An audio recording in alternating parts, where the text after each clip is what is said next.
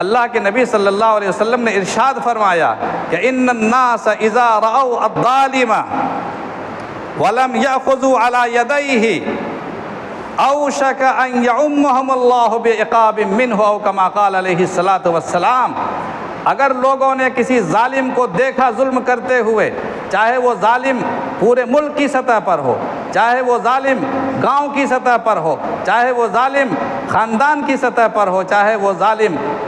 मुआशरे की सतह पर हो और अपने सूबे और अपने इलाके की सतह पर कोई भी जालिम हो, यह आम कानून है। अगर लोगों ने किसी जालिम को देखा और उस जालिम को देखने के बावजूद भी लोगों ने उसका पंजा नहीं पकड़ा, वलम यअख़ुज़ू अला यदैहि, उसके हाथ को नहीं पकड़ा, अल्लाह फरमाते हैं, अल्लाह के रसूल फरमाते हैं कि उम्मीद है, डर है इस बात का कि उस एक जालिम को न पकड़ने के वजह से अज़ाब में अल्लाह ताला पूरी कौम को अज़ाब में मुब्तला कर देगा। यह हदीस